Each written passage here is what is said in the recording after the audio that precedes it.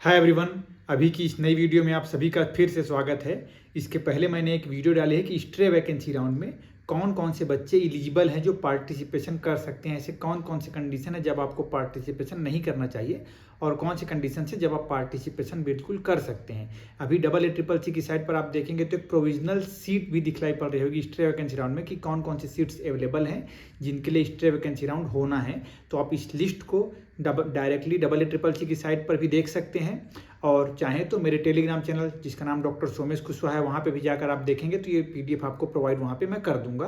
तो चलिए सीधे टैबलेट की स्क्रीन पर चलते हैं और देख लेते हैं कि क्या क्या सब्जेक्ट में कौन कौन सी सीटें किस स्टेट में अवेलेबल हैं। तो थोड़ा डिटेल आप लोगों को मिल जाएगा, थोड़ी हेल्प आप लोगों की हो जाएगी। जो लोग मुझे नहीं जानते, मेरा नाम है डॉक्टर सोमेश कुशवाहा और ऐसे ही हेल्पफुल वीडियोज़ में आप सभी के लिए बनाता रहता हूँ। तो चलिए मेरे टैबलेट की स्क्रीन पर चलते हैं। देखिए अब दिखलाई पड़ रहा होगा आपको provisional seat PG seat matrix Ayurveda for stray vacancy round. Stray vacancy round के लिए क्या क्या सीट्स अवेलेबल हैं, तो सभी ये गवर्नमेंट वाले सीट्स हैं, आपको पता ही है ये बात। तो असम में एक सीट अवेलेबल है ऑल इंडिया कोटा का, समिता सिद्धांत का सीट है, ST कैटेगरी की एक सीट अवेलेबल है।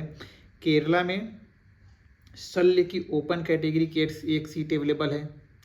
मध्य प्रदेश में निपनिया ग्रीवा गवर्नमेंट ऑटोनोमस आयुर्वेद कॉलेज, यहाँ पे समिता सिद्धांत की ओपन कैटेगरी की एक सीट अवेलेबल है।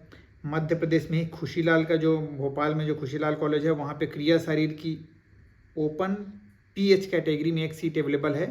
तेलंगाना में शालाक्य तंत्र की एक सीट अवेलेबल है, SC कैटेगरी की है ये सीट।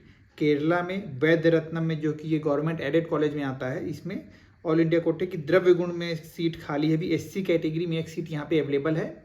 दिल्ली के अय्या में सीट अवेलेबल है क्रिया शरीर की बैकवर्ड क्लासेस की एक सीट अवेलेबल है। गुजरात में जामनगर में रचना शरीर की ST कैटेगरी की एक सीट अवेलेबल है। और राजस्थान में NIA जयपुर में सेंट्रल यूनिवर्सिटी कोटे से ही द्रव्य गुण की ओपन कैटेगरी में फिजिकली चैलेंज्ड पर्सन्स की एक सीट अवेलेबल है। इस प्रकार से टोटल 9 सीट्स यहाँ पे अवेलेबल यहाँ पे भी हम लोग को दिखलाई पड़ रहे हैं। जिन लोगों को भी अगर ऐसे सीट या ऐसे कॉलेजेस में और इस कैटेगरी में आप फॉल हो रहे हैं तो बिल्कुल आप यहाँ पे लेने के लिए चांस बिल्कुल ले सकते हैं। अगर आप रजिस्टर्ड हैं पहले तो बिल्कुल इसको चूकिएगा नहीं, फॉर्म जरूर भरिएगा। क्योंकि अगर नहीं मिले, मान लीजिए 9 भरने जरूरी नहीं है आपको, मान लीजिए एक ही बस आपको पसंद है कि यहाँ मैं जाके पढ़ सकता हूँ या पढ़ सकती हूँ, तो उसी को बस चॉइस फिल कर लीजिएगा। तो एटलीस्ट अगर मिला तो बहुत अच्छी बात हो जाएगी, नहीं मिला तो कोई बात नहीं, उसको देखेंगे फिर। ठीक है, इसको जरूर ध्यान रखिएगा। और अगर सीट नहीं मिलती है तो मैं क्लियर कर दूं, आपका जो सिक्योरिटी मनी है वो रिफंड हो जाएगा, उसमें घबराने की बिल्कुल बात नहीं है।